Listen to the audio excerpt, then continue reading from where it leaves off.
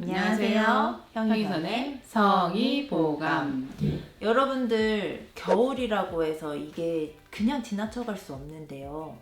손이나 겨드랑이, 온몸에서 땀이 많이 나서 무엇인가 이제 이런 로맨스가 펼쳐질 때 갑자기 당황하는 상황이 생길 수 있단 말이에요. 이런 상황에 대해서 또 문의를 주신 분들도 몇몇 계시고 해서 오늘은 다한증에 대해서 한번 다뤄보려고 합니다. 원장님, 다한증이란 무엇인가요? 자, 다한증이란 우리 몸의 모든 곳에 땀이 분비하는 셈이 있는데 그게 과도하게 분비하는 게 다한증이고요. 특히 손, 발, 그리고 겨드랑이, 얼굴, 머리 이렇게가 제일 많이 분비하고 있습니다. 그러면 다한증은 왜 생기는 거고 그 이유가 뭐예요? 실제 이 다한증은 원인을 알 수 없는 경우가 더 많고요. 그 다음에 신경계 중에 교감신경계가 과다하게 발달이 돼서 자극이 되는 거죠. 이거 보통 스트레스가 원인이기도 하고 특히 갱년기 여성들 같은 경우는 분노가 많아요. 제가 갱년기를 와보니까 분노가 많아지면서 이 얼굴이 달아오르는 증상부터 그 다음에 땀이 발발하게 되는 거죠. 네. 그러면 이 다한증이 가지고 있으면 굉장히 이제 불편할 수 있는 맞아요. 상황들이 여러 가지가 있어요. 일단은 문의 주신 분들처럼 성관계를 하려고 했을 때 이 땀에 의해서 이제 뭐 1차, 2차적인 원인이 있겠지만 냄새가 유발된다, 뭐 여러 가지 이런 불편한 것들이 있어요. 환자분들 혹시 불편한 상황 어떻게 문의 주세요? 손을 잡았는데 처음에 촉촉할 때는 이 사람이 엄청 많이 나를 만나면서 긴장했구나 이렇게 받아들였다가 그 다음번에 긴장도가 점점 떨어지는데도 땀이 너무 많이 나면 사실은 이제 이런 것들이 서로 이제 불편할 수 있잖아요. 불쾌할 수 있어요. 뭔가 축축한 것보다는 네. 이게 좀 그래서 이런 것들 여자분들의 생각외로 이런 다한증 때문에 고민이 좀 많은데 이런 불편한 점들이 이제 당연히 우리가 남녀 관계나 성관계 할 때 당연히 좀 장애 요인이 좀 되겠죠. 그러면 이거를 치료할 수 있는 방법이 없는 걸까요? 치료는 있긴 한데 사실 좀 한계가 있어요. 왜냐면 자율신경계 중에서 교감신경이 발달돼서 땀이 나는 거니까 예전에는 제일 많이 하는 시술이 신경절단술. 그거는 수술이잖아요. 수술이지. 네. 그리고 흉터도 많이 남고 네. 물론 흉곽 안으로 들어가서 흉곽에서 처음부터 나오는 교감신경 절단술까지 들어가면 수술이 엄청 큰 일이고 그러면 모든 땀샘들에서 이제 분비하는 샘들이 많이 줄어들 가능성이 있어요. 전신적인 있어서 두 번째 하는 또 수술 방법 중에 겨드랑이를 직접 들어가면 그 겨드랑이에서 나오는 교감신경 차단술을 하는 거예요. 그러면 겨드랑이도 마르고 이제 손에 땀 나던 것도 마를 수 있죠. 근데 겨드랑이는 안마해도 움직이는 자리다 보니까 절단하고 들어간 자리들이 꼬매 놓은 자리들이 흉이 엄청 커져요. 피부가 막 늘어나면서.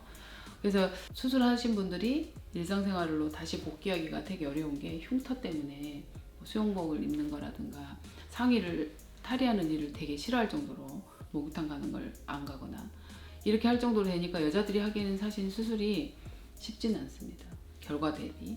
그러면 이게 수술요법밖에 없는 걸까요?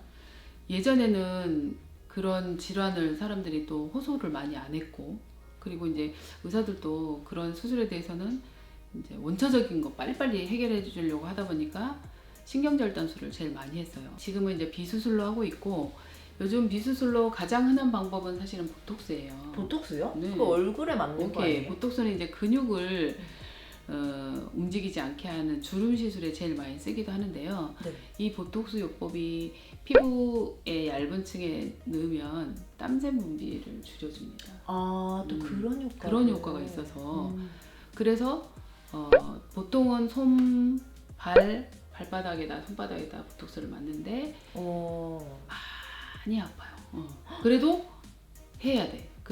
본인이 그만큼 불편하신 분들은. 그러면 손, 발바닥, 그다음에 또 어디에? 겨드랑이? 그다음에 이제 여러분들이 정말 잘 모르는 또 저만의 비법인데요. 얼굴땀이 나오다가 더 심해지면 이제 머리땀이 나오는데 머리땀이 결국은 나중에 탈모를 유발합니다. 항상 습하다 보니까 균도 자라고 모근이 약해져서 탈모가 돼버리기 때문에 머리를 좀 고실고실하게 하거나 열이 좀 덜 나게 하려면 머리에다도 이렇게 그 땀샘 주사를 맞춥니다. 자, 겨드랑이에서 나는 땀 분비하는 경우 같은 경우는 최근에 저희 병원은 이제 레이저 요법으로 피부 밑에 있는 땀샘이 나오는 그 샘을 다 파괴를 하는 거예요. 그리고 파괴된 땀샘들을 다 긁어내버리는 거죠. 그러면 물론 이걸 눈으로 보고 땀샘 하나하나를 제거한 건 아니고 레이저로 다 태운 다음에 제거했기 때문에 살아남은 애들도 있겠죠. 그러나 기존에 나오던 땀 분비 양보다는 많이 줍니다. 그러면 레이저 시술을 통해서 이제 추가적인 시술이 가능한 거예요? 그렇죠. 레이저를 먼저 하고 그다음에 보톡스를 한두 번만 맞으면 아. 뭐 생활하는 데는 전혀 물론 이제 보톡스로 계속 관리하던 사람은 보톡스로 가는 경우도 많고 근데 이제 좀 계속 맞아야 되잖아요. 근데 이 레이저를 먼저 하고 나서 보톡스 관리를 한 1, 2회 정도만 가면 저희 환자들은 대부분 안 오시더라고요. 안 오시면 원장님 괜찮아요. 네. 우리는 왜 안 오냐고 전화는 안 해요.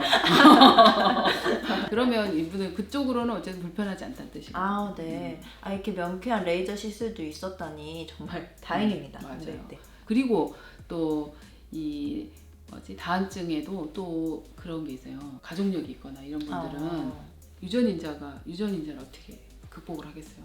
그런 경우는 한 1, 2년 간격으로 한두 번 더 할 수도 있어요. 2번 정도 하면은 확실히 많이 또 더 많이 줄어들고 네. 신경차단술에 비하면 100%는 아니어서 반복 시술할 수 있다는 장점 그리고 또 흉이 없고 그리고 또 간편하고 일상생활 바로 다음날부터 아무 일이 없는 것처럼 그냥 사시면 되거든요. 네. 그게 장점. 네. 이게 다한증이라는 게 그냥 질병일 수 있으나 여성들에게는 어쩌면 성관계와 관련된 성생활에 관련된 여성 질환으로도 판단될 수 있거든요. 맞아요. 네. 그렇기 때문에 이거를 치료를 해야 된다고 자각을 하시고 내원을 해보시고 상담을 거치시면 이렇게 간단한 요법들도 있기 때문에 이제 편리하게 생활할 수 있다는 거를 알아두셨으면 좋겠습니다.